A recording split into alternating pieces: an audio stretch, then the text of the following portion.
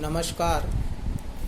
My self doctor VK Jangid, associate professor. मित्रों, आज हम बीकॉम पार्ट सेकंड के EFM paper first financial management के अंतर्गत फाइनेंशियल मैनेजमेंट की डेफिनेशन, उसकी करैक्टरिस्टिक्स और उसके उद्देश्यों का विवेचन करेंगे। जैसा कि साथियों, वित्त आधुनिक व्यवसाय का एक जीवन रक्त माना जाता है। अर्थात जिस प्रकार हमारे शरीर में ब्लड की या रक्त की जो भूमिका या जो महत्व है, वही महत्व व्यवसाय के अंतर्गत वित्त का माना जाता है। क्योंकि ऐसी कोई भी गतिविधि व्यवसाय में संचालित नहीं हो सकती जो बिना वित्त के, अर्थात no one activities can be conducted without the finance. अर्थात वित्त के अभाव में या वित्त के बिना व्यवसाय की या उद्योग की किसी भी प्रकार की गतिविधि को संचालित नहीं किया जा सकता। जिस प्रकार हम मानते हैं कि यातायात या उद्योग में जो महत्व पहिए का है, शरीर में जो मज्जा का है, वैसा ही महत्व हम मानते हैं कि व्यवसाय के अंतर्गत एक वित्त का माना जाता है।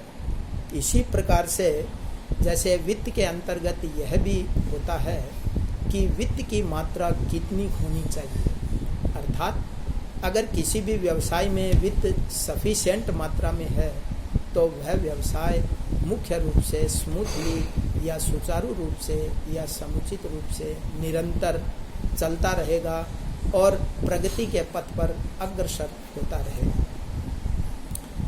अब हम विशेष रूप से वित्तीय प्रबंध की डेफिनेशन का अध्ययन करेंगे।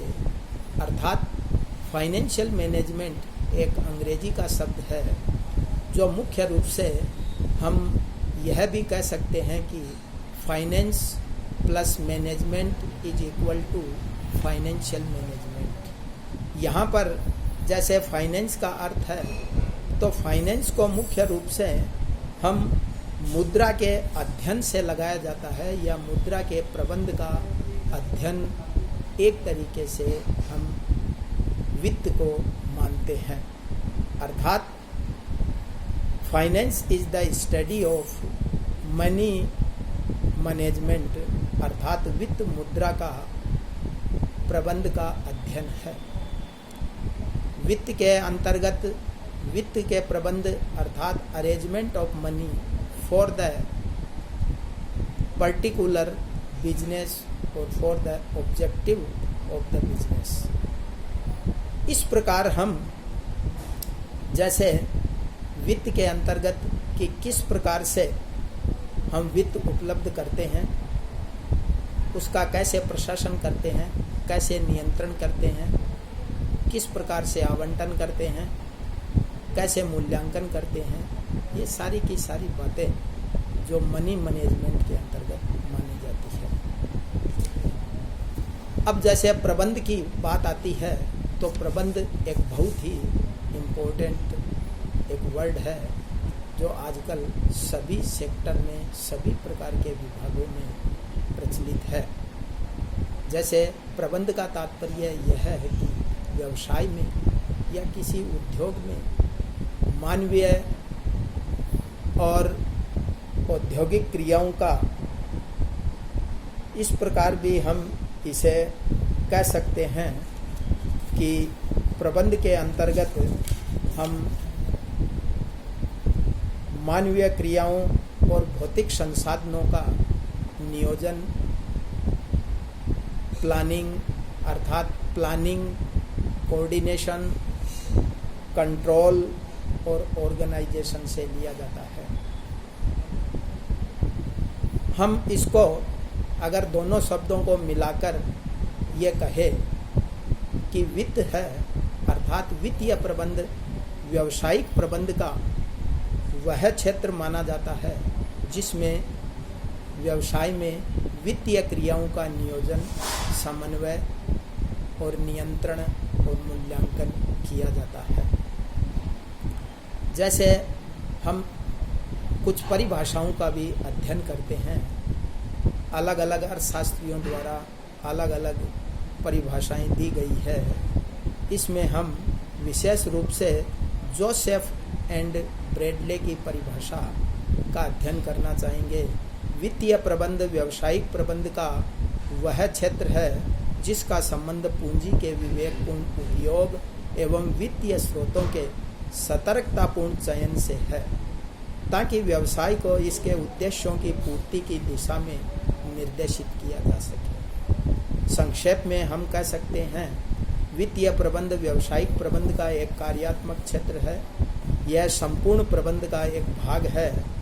इसका संबंध मुख्य रूप से आर्थिक दृष्टि से सर्वाधिक उपयुक्त विधि द्वारा कोषों की प्राप्ति, इन कोषों का लाभप्रद उपयोग एवं भावी क्रियाओं का नियोजन, वित्तीय लेखांकन, लागत लेखांकन, बजट सांख्यिकी एवं अन्य विधियों द्वारा परफॉर्मेंस का या निष्पत्तियों का नियंत्रण करने से होता है। डेफिनेशन के पश्चात इसकी हम विशेषताओं पर प्रकाश डालना चाहेंगे। इसकी मुख्य विशेषताओं में जैसे पहली विशेषता इसकी व्यावसायिक प्रबंध का एक अभिन्न अंग है। वित्तीय प्रबंध अर्थात व्यवसाय की ऐसी कोई भी क्रिया अछूती नहीं है। जैसे व्यवसाय की क्रियाओं में मुख्य रूप से परचेज, प्रोडक्शन, सेल्स आदि से संबंधित जितनी भी क्रियाएं हैं, वो सारी की सारी क्रियाएं वित्तीय प्रबंध से प्रभावित होती है, क्योंकि वित्त एक ऐसा साधन या ऐसी वस्तु है, वित्त को हम संपूर्ण आर्थिक क्रियाओं का आदि और अंत कह सकते हैं। दूसरा, अगर दूसरी विशेषता इसकी माने तो सतत प्रशासनिक कार्य अर्थात जो फाइनेंशियल मैनेजमेंट है या वित्तीय प्रबंध है, जो व्यवसाय में मुख्य रूप से जितनी भी प्रशासनिक क्रियाएं की जाती है, जैसे आपका प्लानिंग का काम है, कोऑर्डिनेशन का काम है या इवैल्यूएशन का है, कंट्रोल का है, इसी प्रकार से किसी भी बिजनेस में प्रवर्तन का, पुनर्संगठन का, संविलियन का, एकीकरण का आदि जो जितनी भी क्रियाएं हैं, सारी की सारी क्रियाएं एक तरीके से हम कह सकते हैं कि फाइनेंशियल मैनेजमेंट है, संपूर्ण वर्ष के दौरान सतत रूप से जारी रहता है। इसके अलावा जो एक तीसरी परिभाषा जैसे वैज्ञानिक और विश्लेषणात्मक, इसको साइंटिफिक और एनालिटिकल भी कह सकते हैं, क्योंकि वित्तीय प्रबंध के अंतर्गत हम साइंटिफिक इस हिसाब से कि कितनी पूंजी की हमें आवश्यकता होगी, इसके लिए प्लानिंग करते हैं। फिर प्लानिंग के बाद में उसको कहाँ से पैसा प्राप्त किया जाए, इसके बाद में उसका आवंटन किया जाता है। आवंटन करने के बाद में इनका मूल्यांकन किया जाता है। इस पर कंट्रोल अर्थात नियंत्रण की विभिन्न विधियों के माध्यम से इसकी जांच की जाती है कि जो भी कोष प्राप्त किए गए हैं, उन कोषों का सही उपयोग और उसी मद पर किया गया है। तो इसके लिए हम जितनी भी विधियां, जैसे वैज्ञानिक विधियां, खास तौर से गणितीय और हमारी स्टैटिस्टिक्स की जो भी सांख्यिकी की जितनी भी विधियों का इसमें प्रयोग किया जाता है, उन विधियों का प्रयोग करने के कारण इससे जो निष्कर्ष निकाले जाते हैं, मूल्यांकन किया जाता है, उसी के कारण हम इसको कह सकते हैं कि साइंटिफिक और विश्लेषणात्मक। इसके अलावा केंद्रीयकृत प्रवृत्ति, प्रबंध के समस्त कार्य क्षेत्रों में वित्तीय प्रबंध को एक सेंट्रल पोजीशन अर्थात जितनी भी हमारी क्रियाएं, जैसे भी व्यवसाय में आपका जो उत्पादन है या विपणन है या पर्सनल सेवी वर्गीय जितनी भी वित्तीय क्रियाएं हैं, सभी वित्तीय क्रियाओं का विकेंद्रीयकरण नहीं किया जा सकता। इसमें मुख्य रूप से फाइनेंशियल मैनेजमेंट के कारण इसमें एक तरीके से सेंट्रल पोजीशन या सेंट्रल एक नेचर की पोजीशन अर्थात नेचर की स्थिति पाई जाती है, क्योंकि व्यवसाय में जितना भी कार्य किया जाता है उसमें वित्तीय समन्वय एवं नियंत्रण की स्थिति है वो खास होती है। इसके अलावा व्यापक क्षेत्र से तात्पर्य अर्थात व्यवसाय का कोई भी क्षेत्र ऐसे अछूता नहीं है जिसके कारण हम कह सकते हैं कि यहाँ पर फाइनेंशियल मैनेजमेंट का उपयोग नहीं होता है। इसके अतिरिक्त सभी प्रकार के संगठनों अर्थात चाहे संगठन ये आपका बिजनेस हो, चाहे इंडस्ट्री हो, किसी में छोटा व्यवसाय हो, बड़ा व्यवसाय हो, सभी प्रकार के व्यवसायों या सभी प्रकार की इंडस्ट्री इंटरप्राइजेज में इसका उपयोग किया जाता है। और इसके अलावा हम यह भी विशेषता के रूप में चर्चा कर सकते हैं इसकी कि लेखांकन कार्य से भिन्न अर्थात यह एक जो हमारा अकाउंटेंसी का कार्य है, लेखा जोखा करने का कार्य है, उससे यह एक अलग प्रकार का कार्य माना जाता है, क्योंकि लेखा जोखा का कार्य और इसके कार्यों में कुछ अंतर के रूप में हम देख सकते हैं कि मूल रूप से लेखांकन का कार्य समंक संग्रहण करना होता है, जबकि वित्त कार्य निर्णय के लिए समंकों के विश्लेषण से लिया जाता है।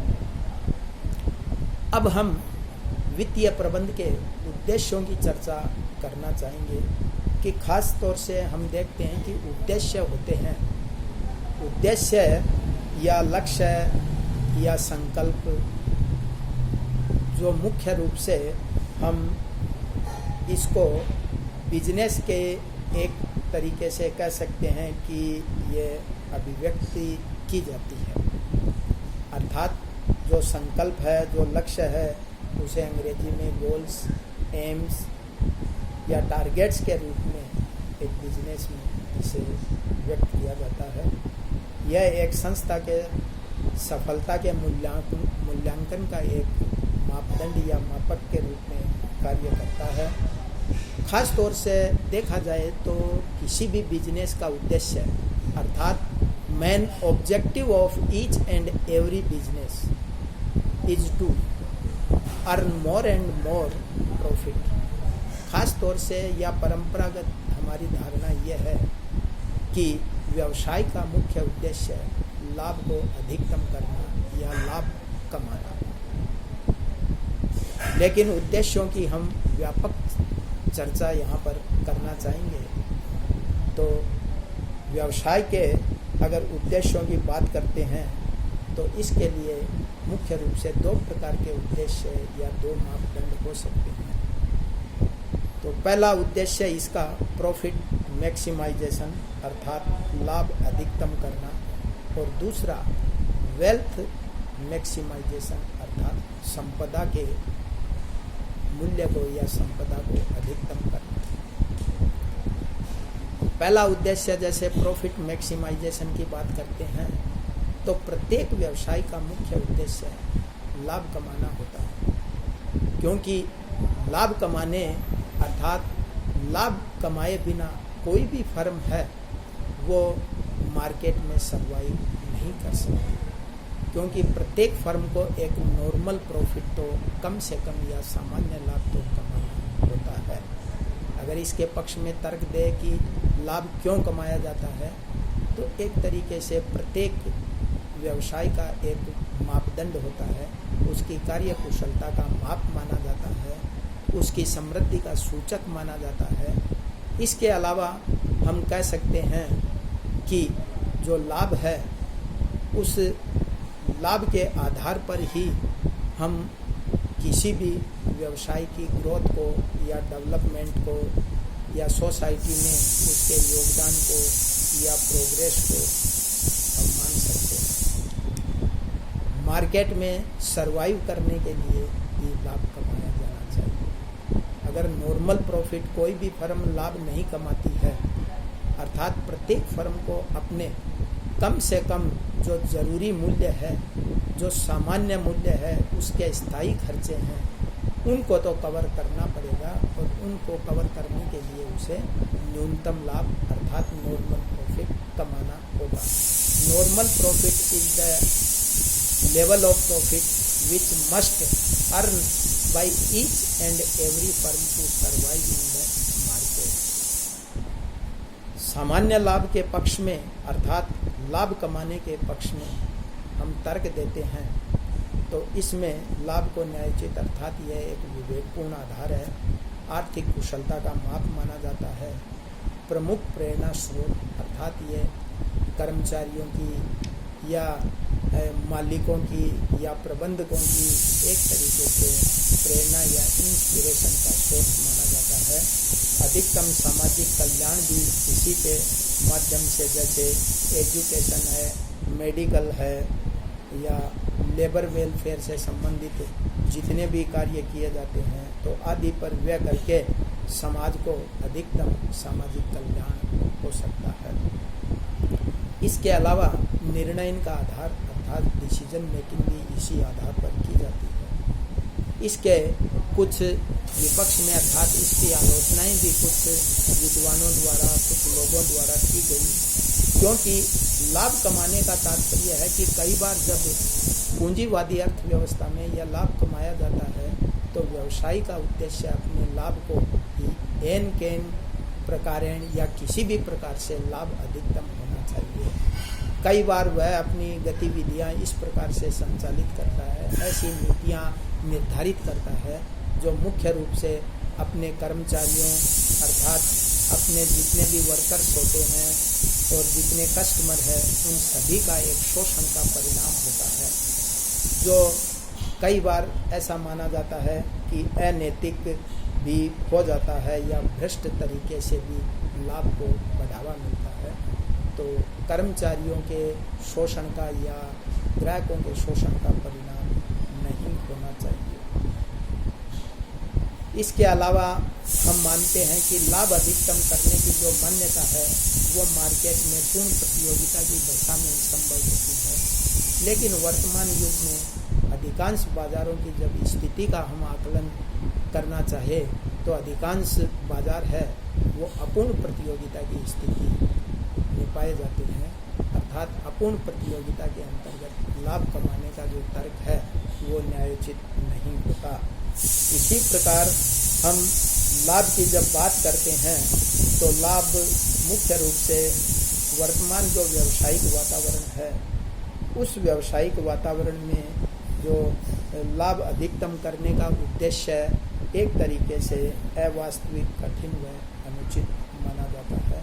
इन सब बातों से प्रभावित होकर जो दूसरा उद्देश्य है मुख्य रूप से संपदा को अधिकतम करने का अर्थात वेल्थ मैक्सिमाइजेशन का, कि जैसे लाभ अधिकतम करने में मुख्य रूप से जो जोखिम है व्यवसाय में जो जोखिम पाई जाती है और दूसरा मुद्रा के समय मूल्य की भी अवहेलना करता है। इस प्रकार जब हम लाभ उद्देश्य की आलोचनाओं के फलस्वरूप संपदा के मूल्य में अधिकतम करने का जो उद्देश्य है वो उचित जान पड़ता है, क्योंकि इस उद्देश्य में एक तरीके से हम कह सकते हैं कि शुद्ध वर्तमान मूल्य को अधिकतम करना होता है।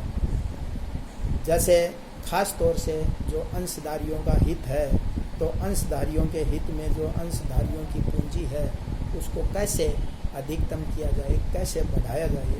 अंशधारियों की संपदा अधिकतम करने का आशय प्रबंध द्वारा कंपनी के स्वामियों की संभावित भावी प्रत्याय के वर्तमान मूल्य को अधिकतम करना है। इसी के साथ यह प्रत्याय सामयिक या लाभांश भुगतान अथवा समता अंशों की बिक्री से प्राप्त हो सकती है, जबकि वर्तमान मूल्य किसी उचित बट्टा दर पर मूल्यांकित भावी भुगतानों का आज का मूल्य माना जाता है। अतः संपदा अधिकतमीकरण के सिद्धांत के अनुसार वित्तीय प्रबंध का मूलभूत उद्देश्य कंपनी के समता अंशों के बाजार मूल्यों में अधिकतम वृद्धि करना होता है और इसके अनुसार अंशधारियों की विनियोजित संपत्ति तभी बढ़ती है जब उनके अंशों के बाजार मूल्य में वृद्धि हो जाती है। खास तौर से जब दोनों सिद्धांतों की हम तुलना करते हैं तो दोनों सिद्धांतों में खास तौर से संपदा के मूल्य को अधिकतम करने का सिद्धांत श्रेष्ठ माना जाता है।